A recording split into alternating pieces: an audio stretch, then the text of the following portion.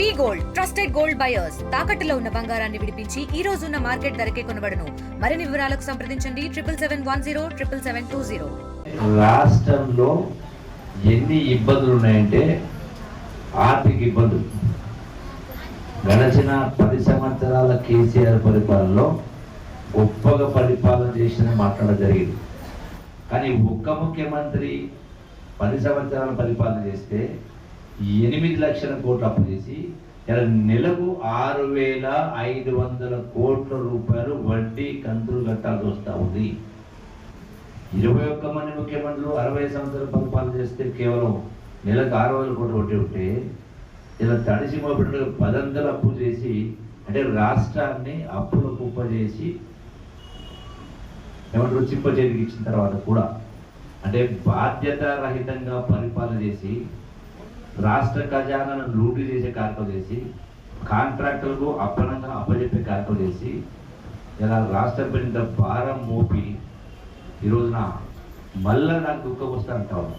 అంటే నీవు ఇంత అప్పు చేసినా కేసీఆర్ పెట్టిన పథకం ఒక్కటి కూడా మనం మానలే కదా, అవన్నీ ఇస్తున్నాం కదా.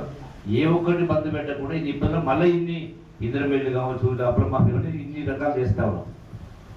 మరి అయినా కూడా ఇలా ఈ 16 మాసాల్లో నెలకు 6,500 కోట్ల రూపాయల వడ్డీ చెట్లు లెక్క కడితే 1,20,00,30,000 కోట్లు ఇలా రేవంత్ రెడ్డి ముఖ్యమంత్రి అయిన తర్వాత ఈ రాష్ట్ర ప్రభుత్వం కేసీఆర్ చేసినప్పుడు పైన 1,30,000 కోట్ల రూపాయలు ప్రభుత్వం బ్యాంకులకు వడ్డీ కట్టింది. మరి ధనిక రాష్ట్రానికి అప్పు చెప్తే నీవు ఇన్ని లక్షల కోట్లు అప్పు చేసి కూడా నీవు చెప్పినవి 10 నెలలు కూడా ఇవ్వలే. ఈ రోజున ఈ ప్రభుత్వం వచ్చి కేవలం 16 మాసాలు అయింది. 16 మాసాల్లో నువ్వు పెట్టిన స్కీమ్ ఏ ఒక్క స్కీమ్ ఎత్తేయకుండా మళ్ళీ ఇన్ని రకాల కొత్త స్కీమ్లు ఏర్పాటు చేస్తూ అంటే ఇన్ని రకాల కార్యక్రమం చేస్తూ ఉంటే కూడా నిజంగా దుఃఖం వస్తుందని మాట్లాడతాం. మీరందరూ కూడా ఈ వాస్తవాలు అర్థం చేసుకోవాలి.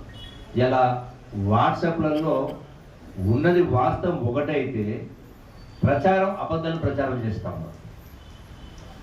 అందుకని మీ మహిళా సంఘాలలో అట్లాగే రైతు సంఘాలలో యువజన సంఘంలో చర్చ జరగాలి. ఇండియా పాకిస్తాన్ తాజా అప్డేట్స్ కోసం డౌన్లోడ్ చేసుకోండి RTV లైవ్ యాప్.